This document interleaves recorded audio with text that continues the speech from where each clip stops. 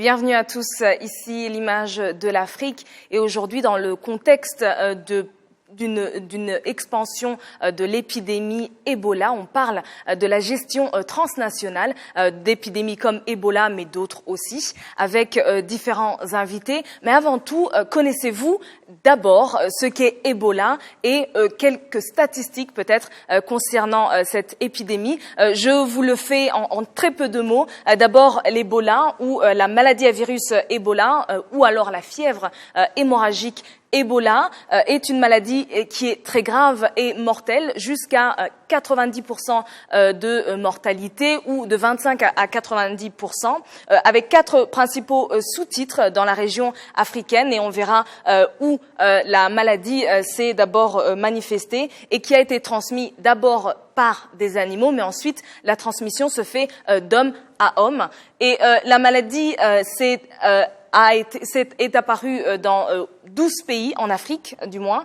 On parle bien sûr de la République démocratique du Congo, où on a vu la première apparition d'Ebola en 1976, près de la rivière Ebola, qui a donc donné son nom à la maladie. Et depuis 1976, la République démocratique du Congo, le Soudan, le Gabon, la Côte d'Ivoire, l'Ouganda, le Congo, la Guinée, la Sierra Leone, le Libéria, le Sénégal, le Mali et le Nigeria en Afrique. Mais il faut bien comprendre que ce n'est pas qu'une maladie africaine. Bien sûr, elle a son terreau sur le continent, mais elle a aussi, notamment durant la crise de l'épidémie entre 2013 et 2014, elle s'est étendue à d'autres continents, et notamment en Espagne, en Italie et aux États-Unis, avec très peu de cas, bien sûr, et la majorité étant des cas qui ne se sont pas transmis, qui ne se sont pas traduits par des morts.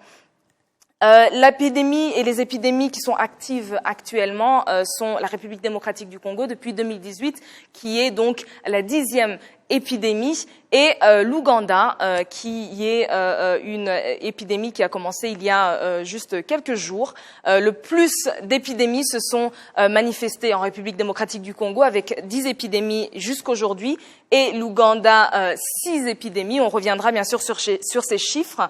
L'épidémie qui a été la plus meurtrière d'Ebola était bien sûr en 2014, avec les pays de l'Afrique de l'Ouest, la Sierra Leone, le Libéria, le Nigeria, le Sénégal, le Mali, mais aussi d'autres pays comme les États-Unis et l'Espagne, où des cas se sont manifestés qui venaient de ces différents pays d'Afrique de l'Ouest. À l'heure actuelle, on a presque 18 000 cas qui ont été soit confirmés, soit supposés, et avec à peu près 6 388 ou 6 400 morts environ, à savoir 36% donc de mortalité pour le nombre de cas qu'on a ici.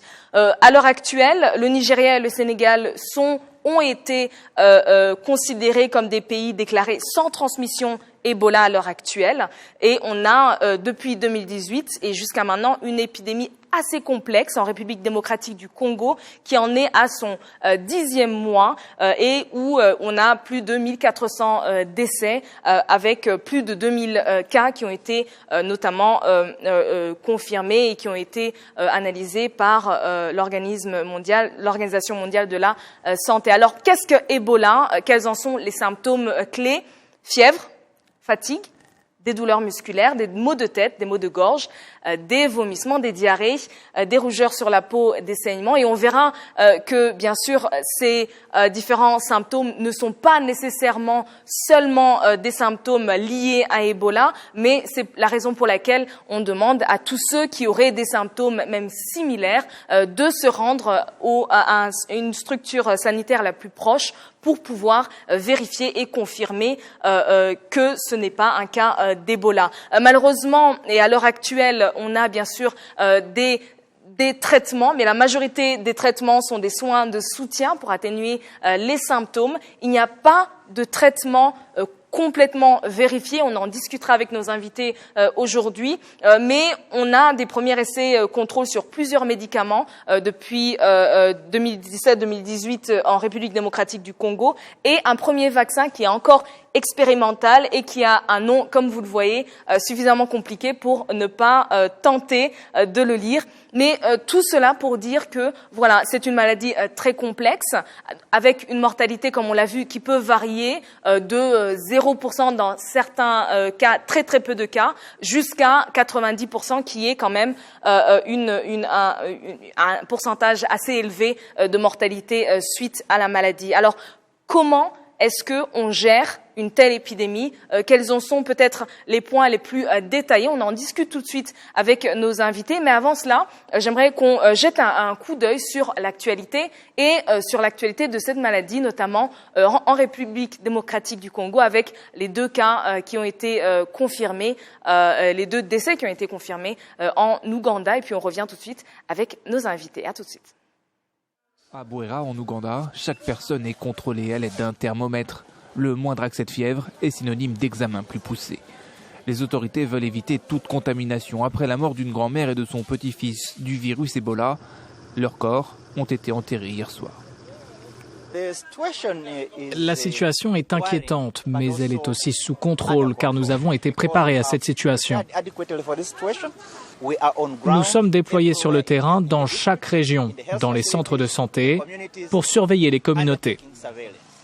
En plus du garçon de 5 ans et de sa grand-mère, un 3e membre de cette famille a été contaminé. Tous revenaient de la République démocratique du Congo voisine, où ils ont assisté aux obsèques d'un proche lui-même victime d'Ebola. 3 nouveaux cas qui inquiètent. L'Organisation mondiale de la santé doit se réunir ce vendredi pour décider du niveau d'alerte à déclarer. Le comité peut conseiller des mesures renforcées en termes de surveillance ou des mesures renforcées en termes de dépistage. Mais nous devons, je pense, être conscients du fait que la fermeture des frontières pourrait avoir un impact économique et politique majeur qui pourrait avoir des conséquences inattendues. L'Union européenne a débloqué 3,5 millions d'euros supplémentaires pour lutter contre Ebola. 2,5 millions sont destinés à l'Ouganda. Mais malgré les contrôles sanitaires mis en place, le principal défi des autorités ougandaises reste les 875 km de frontières communes avec la RDC. Pour l'actualité, alors Ebola qui fait la une de nombreux journaux et de nombreux médias, et pour de bonnes raisons bien sûr, parce que c'est une épidémie qui demeure l'une des plus dangereuses, du moins selon différents critères entre guillemets. J'aimerais peut-être accueillir mes invités qui nous permettront d'avoir une analyse un peu plus détaillée de cette épidémie. J'ai l'honneur d'être avec Dr André Rusanganwa, qui est chargé de la prévention et de contrôle des maladies au sein de l'Organisation mondiale de la santé ici au Rwanda. Bienvenue à l'émission. Merci beaucoup. Nous sommes aussi avec Dr José Nyamusore, qui est chargé épidémie, surveillance et réponse au sein de la RBC, Rwanda Biomedical Center. Merci d'être avec nous. Bonsoir. Bonsoir. Et nous sommes aussi avec Dr Zuberi Muvunyi, qui est directeur général santé publique et services cliniques au sein du ministère de la Santé. Merci d'être avec nous aussi. Merci pour l'invitation. Alors j'aimerais commencer avec vous, Dr Rusanganwa. On a vu donc que vendredi, une réunion a été appelée d'urgence par l'Organisation mondiale de la santé pour évaluer si cette épidémie d'Ebola devrait être nommée, disons, une urgence internationale. La réponse a été que non. Quelques informations peut-être sur cette décision? Merci. Effectivement, hier, les décisions ont été prises par le comité qu'on appelle Règlement sanitaire international, le comité qui est chargé de conseiller le directeur régional, le directeur général de l'OMS en matière, en ce qui concerne le Règlement sanitaire international. Il a été décidé que, d'abord, il a été recommandé aux pays frontaliers qui sont l'Ouganda, le Rwanda, le Soudan du Sud, le Burundi, les pays à risque numéro 1, de renforcer les mesures de surveillance et de détection précoce, comme ça a été bien fait par l'Ouganda. Et il a été aussi recommandé de maintenir les capacités de dépistage aux frontières. Il a été aussi recommandé de continuer à renforcer la mobilisation communautaire sur le risque. Et il n'a pas été recommandé de faire le screening au niveau des aéroports. Évidemment, on a regretté que l'épidémie, la réponse aux épidémies n'est pas suffisamment financée, les fonds sont insuffisants actuellement, et on a finalement recommandé que tous les efforts des Nations Unies, pas seulement l'OMS, parce que les interventions qui ont été faites ont produit des résultats, mais ils ont connu un recul elles ont connu un recul à cause de l'insécurité. Alors, il faut que d'autres agences onusiennes appuient l'OMS pour maintenir la sécurité, afin que la réponse soit effective. Cependant, en conclusion, ils ont dit que on ne peut pas, même s'il y a une épidémie en Ouganda, on ne peut pas actuellement parler d'une urgence de portée internationale, tout simplement parce que le cas initial qu'on a rencontré en Ouganda, c'est pas un cas qui a été infecté. Il est venu de Congo, infecté déjà. Et puis ça a été vite détecté par l'Ouganda. Donc jusqu'à maintenant, il n'y a on ne peut pas dire que le virus a traversé la frontière pour affecter la communauté ougandaise. Mais c'est quand même, ça reste quand même une urgence au niveau régional ou une question. Ça reste une urgence au niveau régional. Nous devons renforcer les mesures de préparation et de réponse. Et maintenant, pour le cas du Rwanda, nous sommes en train de développer plusieurs capacités. Mes collègues vont en parler davantage. Et d'ici 2 jours, lundi, on a un atelier pour faire un scénario. Quelles sont les capacités que nous avons pour répondre s'il y avait un cas qui est importé, qui arrivait, qui infecterait un Rwandais dans un district à risque, au niveau de l'aéroport, ou dans un district qui n'est pas à risque. Nous sommes donc en train de préparer tous ces documents, afin de renforcer les mesures, non seulement de préparation, mais de réponse dans les 72 heures, si jamais un cas arrivait dans le pays. Alors justement, les mesures peut-être de réponse, et surtout dans un cas où on a des pays qui sont frontaliers, donc, et où on a de nombreux mouvements, quelquefois des mouvements qui ne sont pas nécessairement contrôlés. Dans quelle mesure est-ce que, Dr Muvunyi, pensez-vous que le Rwanda, notamment, est prêt et préparé pour faire face à des cas pareils, qui sont donc des cas qui viennent d'un pays frontalier, qui arrivent au Rwanda, par exemple, ou en Ouganda, dans ce cas précis? Mais la réponse, c'est que le Rwanda est très préparé. Le Rwanda est préparé depuis même la déclaration des premiers cas dans la région de Béni, en RDC. Mais le niveau de préparation augmente de jour en jour. Donc on est de plus en plus prêt. Qu'est-ce que je veux dire par là? Je veux dire que même le premier cas, si nous avions eu le malheur d'avoir un cas, même au mois d'août ou de septembre, on avait déjà un schéma d'action, qu'est-ce qu'on devait faire. Mais évidemment, ce n'était pas à un niveau aussi élaboré qu'aujourd'hui.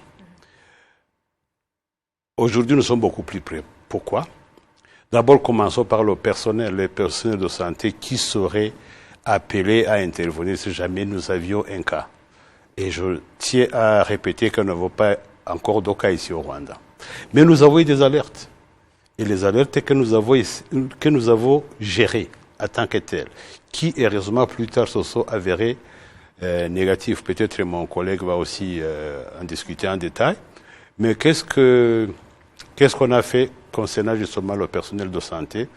On a formé des gens sur la prise en charge, sur la détection des cas, sur le screening, sur le dépistage, mais aussi sur la prise en charge même d'un cas clinique si jamais on arrivait à avoir un cas clinique. Ça veut dire quoi? Ça veut dire qu'on a formé au niveau de la communauté, des agents de santé communautaire par exemple. On a formé le personnel dans les centres de santé, dans les hôpitaux. Et on a formé des gens qui sont justement en train de faire même maintenant le screening ou le dépistage, comme a dit le docteur André tout à l'heure. Ça, c'est une chose. Donc ça, c'est concernant le personnel. Mais on a mis aussi en place ce qu'on appelle des équipes de réponse rapide. Rapid Response Teams. Au niveau des hôpitaux surtout. En fait, je tiens à préciser que nous avons identifié au niveau national 15 districts qui seraient beaucoup plus à risque que les autres. Sur les districts frontaliers. Frontaliers, par exemple, le district de Rubavu, Nyagatare, Gichumbi et d'autres aussi. Au total, ça fait 15, y compris même le district de la ville de Kigali, à cause de l'aéroport, justement. Alors, je disais qu'on a des équipes d'intervention rapide response teams. Ils ont été formés et, en plus de ça, on a fait des exercices de simulation. On en a fait ici à Kigali avec l'hôpital militaire de Kanombe. On a fait un exercice à Gihundwe, à Rusizi. On en a fait 2, je crois, au niveau d'un centre de traitement que nous avons établi à Rugerero, ça c'est le district de Rubavu. Alors justement, donnez-moi peut-être l'occasion de discuter de quels sont les moyens en équipement, en infrastructure que nous avons en place. Peut-être on peut peut-être revenir sur cette question particulière juste après, mais j'aimerais revenir peut-être sur la question de la préparation, mais aussi de certaines alertes, entre guillemets. Qu'est-ce qui constitue une alerte et comment est-ce que, peut-être à ce niveau-là, comment est-ce que vous opérez la surveillance dans ces points qui sont considérés comme étant les plus à risque? Merci beaucoup. Quand on parle effectivement de l'Ebola, on parle effectivement des maladies qu'on appelle des maladies à potentiel épidémique.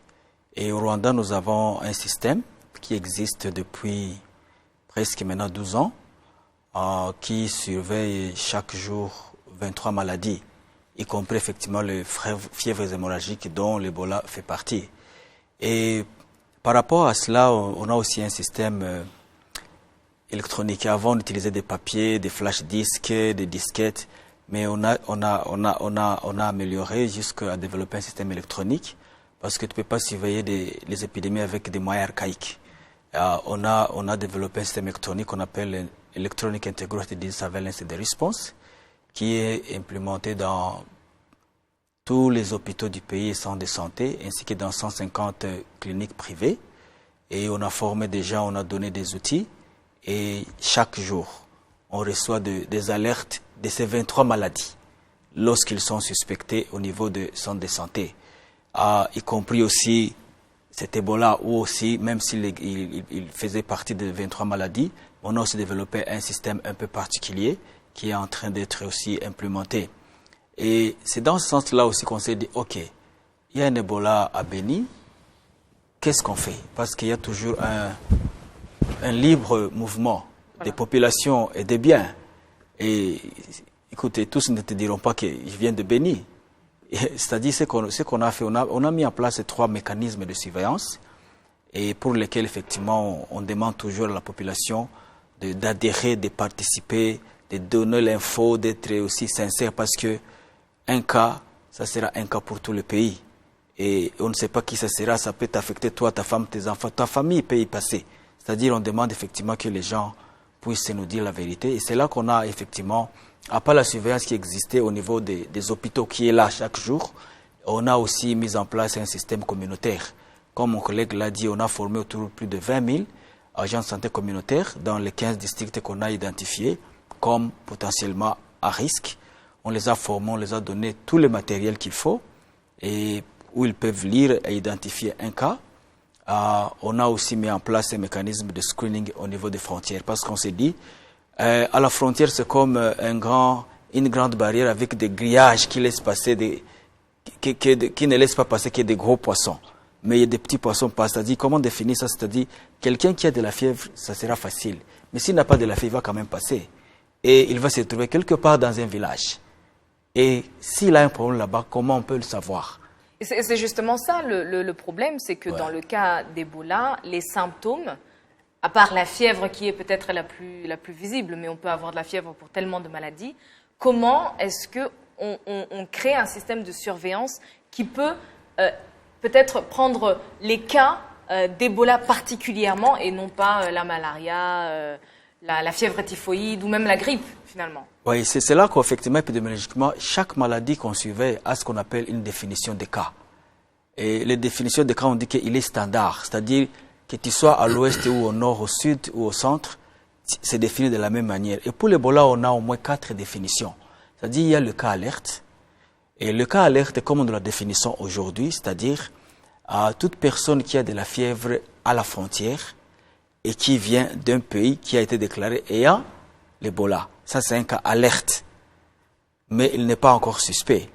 Il devient suspect lorsque il y a, à part qu'il vient d'une zone qui a été déclarée comme ayant une épidémie d'Ebola, il faut qu'il y ait au moins 2 symptômes, comme vous les avez décrits là-bas, qui s'ajoutent. Et ça s'appelle un cas suspect. Et puis, il y a ce qu'on appelle un cas probable.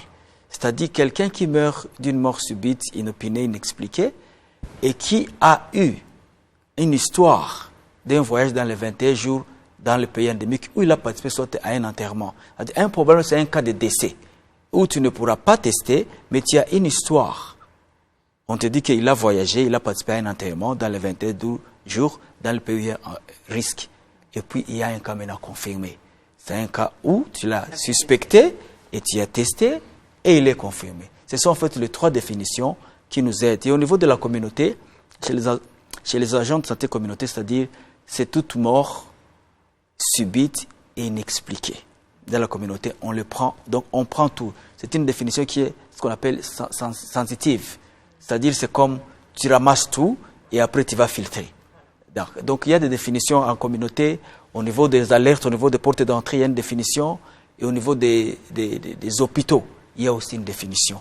Alors, j'aimerais qu'on revienne peut-être au niveau des portes d'entrée, parce que c'est bien ça le principal problème dans le cas de cette épidémie, c'est qu'on a une épidémie qui dure très longtemps en République démocratique du Congo, et on a un pays qui a des frontières officielles et quelquefois non officielles. On a des frontières un peu plus poreuses, entre guillemets. Comment est-ce qu'on peut, disons, gérer au niveau frontalier de tels cas, finalement? On ne peut pas créer peut-être une frontière autour de Béni, autour d'Ituri. Je crois que la question est posée à moi, n'est-ce pas? À lui au niveau transnational, mais vous pouvez aussi nous aider au niveau du Rwanda particulièrement. Voilà, donc au niveau du Rwanda, effectivement, nous avons 2 cas de figure. Le premier cas, ce sont les frontières qui sont officiellement connues. Et là, nous avons déployé justement des équipes de dépistage le long de ces frontières avec toutes les infrastructures qu'il faut. On est même en train de construire des toilettes, des points où les gens peuvent se laver les mains. On a même mis en place les caméras thermoscan, pour donc pouvoir détecter plusieurs personnes. Donc faire le screening de plusieurs personnes à la fois, une 50aine de personnes comme ça à la fois. Et ça se trouve donc surtout, on a focalisé au niveau des frontières qui sont très très fréquentées, comme Rubavu par exemple, comme Gatuna, comme Kayitumba, et ainsi de suite. Mais pour le problème des frontières non officielles, cette question a été soulevée dans la réunion, dans le comité national de coordination, avec plusieurs institutions, le ministère de la Santé bien sûr, le ministère le Minaloc, toutes les institutions qui sont concernées, et on a même les instances de sécurité. Donc on est en train de mettre en place un mécanisme pour pouvoir contrôler même ces frontières qui sont poreuses, comme vous l'avez dit. Bon, je voudrais peut-être ajouter qu'au niveau international, cette préoccupation a été considérée à travers le règlement sanitaire international dont j'ai parlé tout à l'heure. Le règlement sanitaire international, c'est un document juridique qui a été signé par 194 pays, dont tous ces pays, Rwanda, Congo, etc., et qui oblige les pays à collaborer. Il faut une collaboration transfrontalière. Il faut un échange d'informations. Et dans l'application de ces règlements sanitaires, je crois qu'il y a certaines lois ou memo of understanding qui ont été faits entre les pays. Par exemple, l'East African Community, ils ont un cadre de surveillance commune qui a été décidé au niveau de la SADC aussi, et puis l'Union européenne. Donc les pays en général dans le monde sont en train de mettre en œuvre ce que recommande le règlement sanitaire international pour renforcer la collaboration transfrontalière. Parce que si chaque pays travaille de façon isolée, on ne peut pas réussir. Et quels sont peut-être les éléments de ce règlement sanitaire international, les éléments qui permettraient peut-être de mettre fin justement au risque que des cas d'Ebola puissent traverser en fait les différentes frontières? Bon, évidemment, c'est ce que tout à l'heure mon collègue était en train de dire. Il faut donner des services. Vous savez, nous avons des portes d'entrée qui ont des services d'immigration, de taxation, mais parfois on oublie qu'il faut des services de santé à ces frontières. Et le Rwanda est en train de s'occuper de ça, de mettre en place des services sanitaires au niveau des frontières. Par exemple, Gisenyi, Gatuna, etc. Il faut mettre ces services et il y a des standards qui ont été recommandés. Il faut aussi un échange d'informations. Chaque jour, le niveau régional de l'OMS permet qu'il y ait un échange d'informations entre les pays. On sait ce qui se passe au Congo, on sait ce qui se passe en Ouganda, on sait ce qui se passe au Rwanda. Donc il y a des bulletins d'informations qui sont échangés entre les pays. Et il y a aussi un mécanisme de suivi pour s'assurer que tous les pays ont des plans. Et des plans qui renforcent cette surveillance transfrontalière. Dernièrement, il y a une réunion ici à Kigali qui a été organisée par l'OMS et c'était ça la préoccupation, de renforcer cette surveillance. C'est la condition sine qua non pour qu'on indique cette épidémie. Il faut une collaboration. Et justement, la question de la collaboration, je pense, fait pas débat, mais fait quelquefois couler de l'encre parce que finalement, il faut que les différents pays soient à un niveau de préparation similaire et qu'ils puissent échanger des informations, etc. Si on prend l'exemple, par exemple, de Rubavu, on a des deux côtés de la frontière, que ce soit petite barrière ou grande barrière, des structures très différentes. Et au niveau sanitaire, surtout, des structures qui ne sont pas similaires, entre guillemets. Alors, comment est-ce qu'on organise pour que le même niveau de sécurité alerte soit des deux côtés des frontières? Est-ce qu'il y a des mécanismes de coordination transfrontaliers entre les différents pays? Bon, moi, je vais peut-être commencer par dire qu'il y a... En fait, la collaboration transfrontalière existe et est réelle. Mais je vais peut-être commencer par dire que le bureau régional de l'OMS, basé à Brazzaville, fait une mise à jour toutes les 10 minutes. Et nous sommes tous connectés, que ce soit en Ouganda, que ce soit ici au Rwanda. Donc nous avons ce que je pourrais appeler comme un tableau de bord. En anglais, c'est dashboard. Donc on voit ce qui se passe au Congo, on voit ce qui se passe dans d'autres pays. En temps réel. En temps réel. Enfin, toutes les 10 minutes, c'est un système électronique que déjà Dr José a déjà évoqué, qui est mis à jour toutes les 10 minutes. Et nous pouvons avoir accès, nous pouvons savoir ce qui se passe, combien de nouveaux cas, combien d'alertes, combien de suspicions, combien de décès dans le cas de la RDC. Donc la collaboration est là. Et à un niveau beaucoup plus élevé, au niveau ministériel. Donc, les ministres des pays concernés sont en contact en cas de besoin pour justement échanger des informations, pour l'état de préparation, où est-ce qu'on en est. Et donc la collaboration est là et on essaie d'avoir des informations, je dirais, en temps réel. Mais je profite aussi de l'occasion pour dire que on suit de très près. En fait, tous les pays sont en train d'échanger les bonnes pratiques. Parce que la situation dans un pays ou dans l'autre, ça peut être différent à cause de la culture ou quoi. Et donc, on essaie aussi d'échanger les bonnes pratiques et aussi d'échanger les leçons apprises, en fait. Donc, c'est un processus, en fait, la préparation, c'est un processus continu. On n'est jamais prêt, mais il faut faire en sorte qu'on ait les structures en place, les infrastructures en place, et aussi le personnel. Tout à l'heure, avant même la mission, j'étais en train de discuter de ça avec mon collègue Dr José. Nous avons par exemple, dans notre centre de traitement et de surveillance, de prise en charge, qui se trouve à Rubavu, nous avons une équipe qui fait la relève, donc en stand-by. Nous avons au moins une équipe de 4 personnes tout le temps appellables, prêts à intervenir. Nous avons aussi des équipes aussi en stand-by de laboratoire, donc pour pouvoir confirmer ou rejeter un cas suspect d'Ebola. Donc, les préparations vont bon train. On est, je dirais, prêt à un certain niveau, très satisfaisant. En fait, l'évaluation internationale indépendante qui a eu lieu ici a trouvé que le Rwanda avait atteint un niveau de préparation vraiment très satisfaisant, plus de 80%. Docteur José va confirmer. 4%. Ah, ben, on voit que vous avez bien cherché.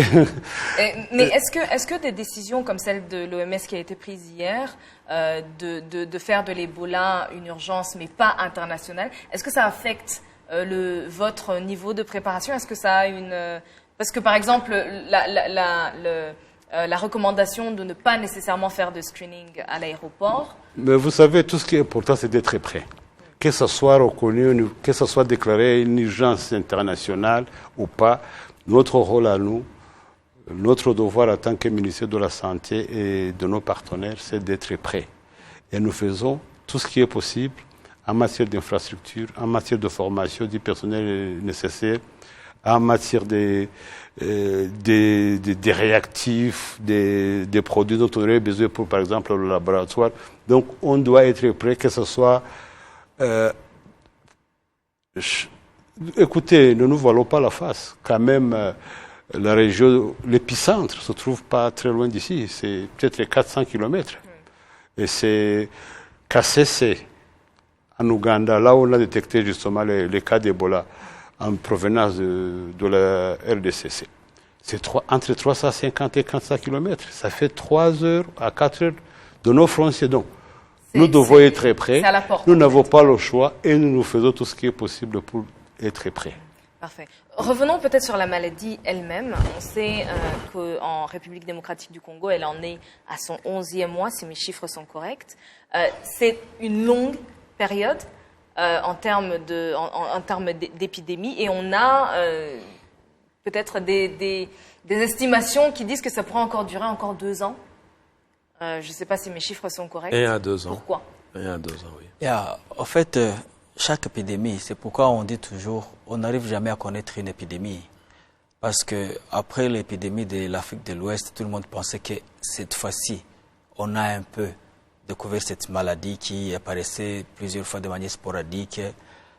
On se rend toujours compte qu'on ne connaît jamais une épidémie parce que chaque épidémie a sa forme, a ses implications, à sa culture, à tout de cette épidémie. Et c'est là qui fait qu'une même épidémie à Kigali est différente d'une même épidémie à Musanze est différente d'une même épidémie à Nyamasheke. Et ça demande toujours le temps pour comprendre, pour dire j'ai agi comme ça, ici c'est pas comme ça, je dois agir comme ça. Et l'épidémie ne te donne pas le temps d'évaluer ça avant, parce qu'il ne te dit pas qu'il vient. Oui. C'est ça le défi de gérer. Tu apprends sur le terrain. Tu apprends sur le terrain de cette épidémie en soi. Tu appliques la science que tu as, oui, mais tu découvres aussi au fur et à mesure. Mais j'ai fait ça ici. Pourquoi ça ne marche pas ici? Et tu stops et tu te dis, pourquoi là ça marche? C'est ça, au fait, l'un des défis des épidémies. Ça varie, multifacettes. Je crois que cette déclaration qui a été faite par le comité des urgences, c'est aussi une alerte donnée au monde. Si toute chose, comme on dit, est égale à la situation actuelle, si rien ne change, nous avons encore pour longtemps cette épidémie. Mais je crois qu'il y a des mesures qui sont en train d'être prises, et notamment parce que l'épidémie aurait été plus endiguée probablement s'il n'avait pas eu des problèmes de sécurité. Il faut que ces problèmes de sécurité s'en occupent. Il faut augmenter la sensibilisation de la communauté au niveau du Congo. Et pourquoi on a dit que ce n'est pas un agent de portée internationale? C'est parce que le risque est petit. Le risque est petit si on considère aussi le fait que le cas qui est venu du Congo, qui est allé en Ouganda, qui a fait que l'Ouganda est devenu épidémique aujourd'hui, c'est un cas qui a été infecté au Congo. Deuxièmement, à la frontière. Oui. Deuxièmement, on considère aussi les capacités de préparation que nous avons actuellement dans les pays.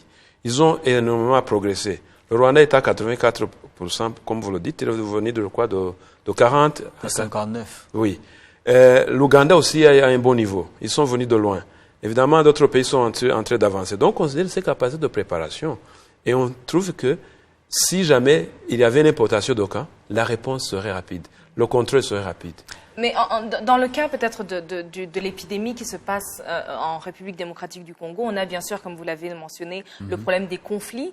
Et on a certains centres de santé qui sont attaqués par des forces armées.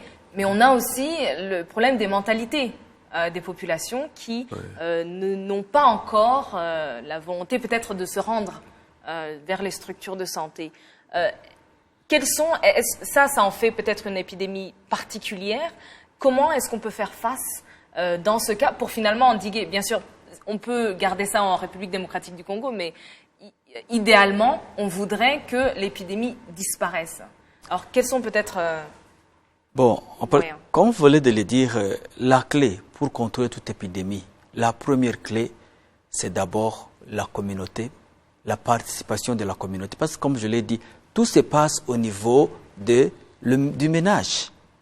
C'est au niveau du ménage. Et c'est là qu'on doit travailler sur la perception du risque au niveau du ménage, sur l'échange d'informations au niveau du ménage. Et c'est là en fait la clé.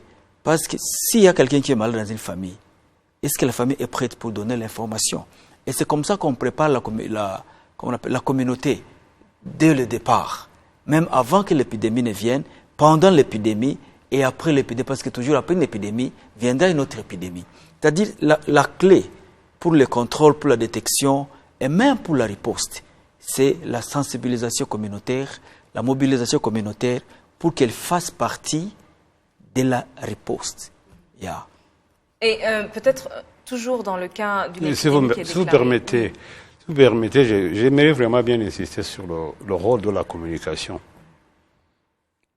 Et d'ailleurs, merci beaucoup. Je pense qu'on est en train de faire la communication. Ça y participe. Ça y participe. Donc, on lutte contre Ebola. Donc, utiliser les radios locales, ce qu'on est en train de faire, ce qu'on a commencé à faire depuis un certain temps, et les journaux, les émissions de télévision comme ces émissions, même profiter de certains événements tels que les sports de masse, pour parler d'Ebola, les travaux communautaires.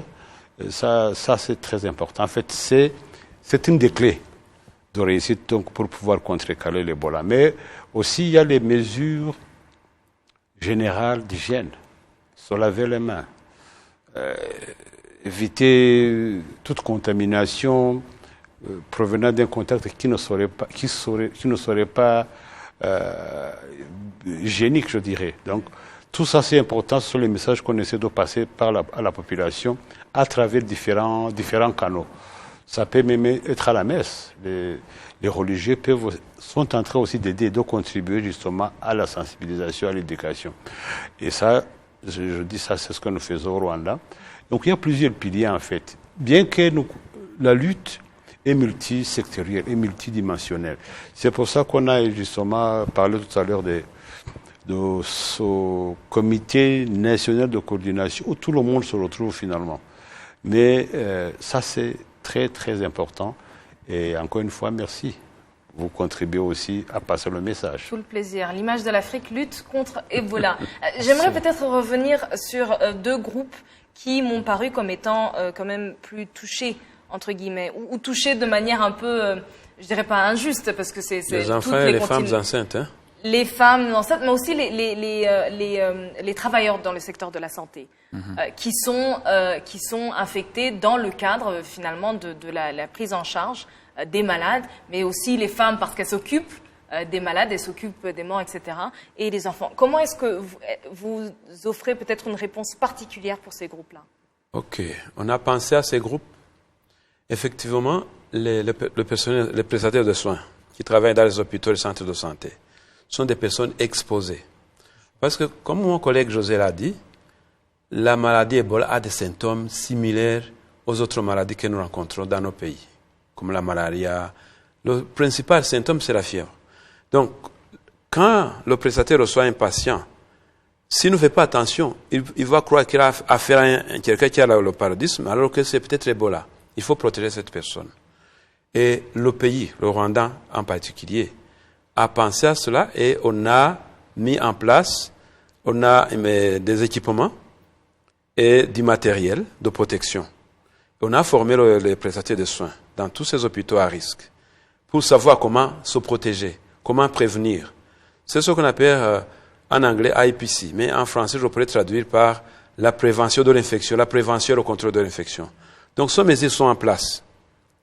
Ensuite, nous avons la chance actuellement d'avoir un vaccin qui a été recommandé par le comité des experts de l'OMS, qu'on appelle le SERG, c'est le Strategic Advisory Group of Experts in Immunization.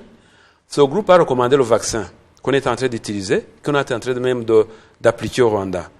On le recommande dans le contexte du Rwanda de préparation à le donner en priorité aux personnes qui sont sur la première ligne de risque, qui sont les plus exposées. C'est donc le personnel médical, le personnel infirmier et les personnes en général qui travaillent dans les hôpitaux. On a déjà vacciné à ce jour le district de Gisenyi et de Rubavu. On a vacciné Rusizi, qui sont près du Congo, et on a vacciné Burera et Musanze. Donc les deux mesures permettent de réduire le risque, de protéger ces personnes. Et jusqu'à maintenant, le vaccin s'est montré efficace à un niveau élevé. Il nous reste quelques minutes, mais j'aimerais qu'on prenne quelques questions qui ont été posées à travers les médias sociaux.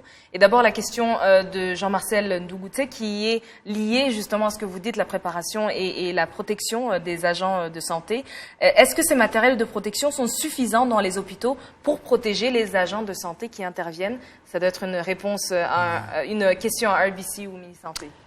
Normalement, nous avons deux catégories de stocks. Il y a ce qu'on appelle les stocks de sécurité et les stocks pour les formations, et au niveau national et au niveau du district. Jusque-là, nous avons protégé. Depuis des années passées, on donnait au moins 25 équipements complets à chaque hôpital. Et là, on est en train de distribuer encore d'autres équipements pour qu'au moins, s'il y a un cas suspect dans l'un des districts, que le district soit prêt au moins à gérer un cas en attendant que le cas soit infirmé ou confirmé. Ouais. D'accord. Une seconde question, en fait, qui est une question qui revient finalement et qui est liée à cette question des mentalités, c'est est-ce que Ebola, alors je traduis de l'anglais, est-ce que les maladies comme Ebola, on dit que ce sont des maladies qui viennent ou qui ont été créées dans des laboratoires. Est-ce que c'est vrai?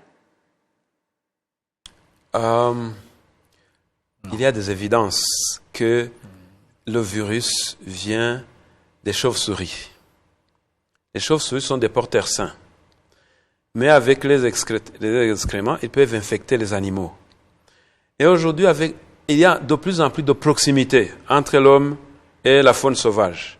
À cause de l'augmentation de la population, on s'approche des forêts, il y a de la déforestation, et puis les personnes donc sont infectés à travers la chasse des animaux sauvages qu'ils veulent manger. Et c'est comme ça que Ebola maintenant est transmis de l'animal à l'homme. Donc jusqu'à maintenant, on connaît d'où vient le virus. Il vient des chauves-souris, il vient des animaux et il infecte l'homme. Et quand l'homme arrive dans sa communauté, c'est là où commence la transmission interhumaine. Et l'autre question, c'est qu'est-ce qu'il faut, toujours de Ndougoutse, qu'est-ce qu'il faut pour que l'OMS reconnaisse une maladie comme urgence internationale? Il y a 3 critères, ou 4. Il faut que cette maladie soit inhabituelle, soit sérieuse. Ça veut dire en termes de mortalité, de morbidité et de décès. Ce qui est le cas d'Ebola. Ce qui est le cas d'Ebola. Il faut que cette maladie soit inhabituelle, inattendue. Ça a été le cas de SARS, H1N1, etc. De Zika, de la polio, de l'Ebola. Il faut aussi que il y a risque de transmission. Donc la maladie est épidémique quand avec tout ça, il peut tuer un nombre élevé de personnes dans un temps très, très réduit. Donc c'est un peu ça la définition, mais mon collègue... à cela aussi on peut ajouter, c'est-à-dire comme il a dit, il faut que la maladie soit vraiment un problème de santé publique. De deux, il faut qu'il y ait risque, effectivement, comme il a dit, de la transmission internationale. Et le 3, comme on l'a dit au début, c'est pourquoi on disait la construction de capacités. C'est-à-dire, lorsque vous avez cette maladie-là, et lorsqu'il y a un risque de transmission internationale, et que vous n'êtes pas capable de coordonner la riposte, et c'est là que maintenant, on dit, comme il y a cette maladie, il y a un risque de la transmission internationale, et on trouve qu'il y a un problème quand même dans la coordination de la riposte. C'est là qu'on déclare, pour que, effectivement, le monde vienne coordonner avec vous. Je voudrais ajouter quelque chose. Hein. Ouais. Aujourd'hui, le monde est très interconnecté. Une personne peut venir de Kigali à 8 heures, et être après 9 heures à New York, et le lendemain être à Hong Kong. S'il a un virus, il peut le transmettre à travers le monde, tout d'un coup. Ce qui s'est passé dans le cas de l'épidémie en Afrique de l'Ouest, c'est qu'on a vu pour la première fois le virus sortir du continent. Pour considérer une maladie comme une épidémie déjà internationale, on considère aussi quand il peut affecter ces voyages et le commerce. Comme on dit en anglais, travel and trade. C'est notre facteur. Libre circulation des personnes et de biens et du commerce. Ouais. Et il faut dire que dans le cas de 2014, ça avait été nommé comme une urgence internationale, n'est-ce pas? Oui. Une autre question peut-être qui va un peu élargir à d'autres épidémies. On parle bien sûr d'Ebola aujourd'hui, mais on peut parler de la rougeole qui a été déclarée il y a quelques jours en République démocratique du Congo comme étant une épidémie, etc. Comment est-ce que on priorise, entre guillemets, la réponse à des cas, peut-être des maladies qui vont faire la une davantage, et d'autres qui vont continuer de cette manière-là, au niveau du ministère? Mais je ne sais pas ça, je vais peut-être laisser à José de donner plus de détails, parce que là, on est en train de sortir un peu de notre sujet de discussion de ce soir, à savoir l'Ebola. Mais avant ça, j'aimerais vraiment donner ici mon point de vue, ou notre point de vue, c'est que le Rwanda, vis-à-vis du problème d'Ebola, est considéré comme un pays donc, où le risque quand même est très très sérieux, très élevé. Et nous prenons ça très très au sérieux. C'est pour ça qu'on fait tout ce qui est possible pour être préparé en fait au maximum. Avoir les gens qu'il faut, avoir l'équipement qu'il faut, les infrastructures qu'il faut, faire des exercices de simulation, et de suite. Mais sinon, le problème, c'est pas que ça soit déclaré une urgence internationale. Le problème, c'est pas de savoir d'où est-ce que ça vient, est-ce que ça a été fabriqué au laboratoire. Le problème, c'est un problème. Voilà. Sommes-nous prêts? Oui ou non? Et moi, je dirais que nous sommes prêts à plus de 90%. Donc les Rwandais et les pays et les l'État d'alerte doit continuer les mesures habituelles d'hygiène, de prévention, continuer à communiquer à la population, passer les messages et rester vigilant pour que si jamais nous avons le malheur d'avoir, ne fût-ce qu'un seul cas, qu'on soit prêt à le stopper, à le prendre en charge, à le stopper et à stopper la transmission. Est-ce que pour vous, des épidémies comme Ebola limitent l'intégration régionale ou le mouvement des biens et des personnes? Parce que ça a été pris comme une excuse. Pas du tout, parce que la libre circulation continue. Tout le monde peut venir au Rwanda, traverser le Rwanda, visiter le Rwanda, faire du tourisme, venir pour des affaires, venir pour des conférences. Toutes les mesures, les précautions nécessaires sont prises pour minimiser, diminuer le risque. Le risque n'existe pas, mais on le minimise pour qu'il n'y ait pas de problème pour nos visiteurs, pour nos concitoyens, pour toutes les personnes qui vivent au Rwanda. Merci. Il nous reste une minute. 30 secondes. Par rapport à la rougeole ou à d'autres problèmes de santé publique, pour moi, les épidémies sont égales. C'est parce qu'il n'y a pas une mort qui est plus précieuse qu'une autre, que ce soit Ebola ou la rougeole. Les morts, ce sont les morts. Et la rougeole, c'est une maladie, la transmission airborne. C'est-à-dire par la respiration, les aérosols, vous toussez, et ainsi de suite. Et l'Ebola, c'est à contact direct. C'est-à-dire que ce sont deux épidémies au même moment et qui ne devraient pas être contrebalancées. Ce sont des épidémies qui prennent les gens, parce que la rougeole a déjà tué plus de 1500 personnes aussi, presque comme l'Ebola. Et donc, ça doit être considéré de la même manière. Est-ce que le financement, est-ce qu'il n'y a pas de barrière par rapport au financement? Parce qu'on sait que le financement dans le... La rougeole, c'est une maladie qui est vaccine preventable disease, c'est-à-dire c'est la vaccination. Et quand quelqu'un a été vacciné, vraiment qu'il a développé les cellules immunitaires, c'est-à-dire les 2 doses à 9 et à 15 mois, même s'il contracte la rougeole, ça ne les terrasse pas, ça ne les tue pas. C'est-à-dire, c'est un problème de système, c'est-à-dire il faut vacciner les gens. Et il faut que les mamans amènent les enfants à 9 mois et à 15 mois. Nous, on n'a pas ce problème chez les enfants. On est bien. Les derniers mots. Je voudrais ajouter qu'il n'y a aucune épidémie qu'on peut négliger. Toutes les épidémies sont graves. Évidemment, les médias aujourd'hui parlent d'Ebola. Mais en Afrique, chaque année, on fait face à plus de 100 épidémies. Et toutes ces épidémies, on apporte la réponse. Parce qu'ils sont tous mortels. La différence, c'est que Ebola, peut-être, a un vaccin qui n'est pas encore licencié, alors que la rougeole a un vaccin déjà. Donc la réponse est beaucoup plus sûre, plus facile pour la rougeole. Alors les médias, parfois, rapportent ce qui est grave, mais ne rapportent pas tout ce qui est sur le terrain. Et ça, c'est donc on a vu le positif et le négatif des médias. On terminera sur ce mot-là. Merci beaucoup d'avoir bien voulu partager vos connaissances sur le sujet. Merci, c'était notre plaisir. Merci. Et merci à vous tous de nous avoir suivis. Donc on l'a compris, bien sûr, c'est bien, c'est le plus important. Il faut être informé, mais il faut aussi faire les bonnes actions avec ces informations-là et notamment donner toutes les informations nécessaires quand on a des cas où on suspecte des cas dans notre entourage. Mais comme vous l'avez compris, le Rwanda, mais aussi les pays de la région sont bien préparés. C'est la raison pour laquelle l'OMS n'a pas considéré le Ebola comme étant une urgence internationale, parce que normalement, la maladie pourrait être et devrait être endiguée. On espère bien sûr que les différents traitements expérimentaux qui sont en train d'être testés pourront donner des résultats positifs. Mais entre-temps, continuez à rester informés. Et puis, si vous avez des questions, vous pouvez continuer à les poser sur les médias sociaux avec le hashtag Images de l'Afrique. Je vous retrouve la semaine prochaine. Au revoir.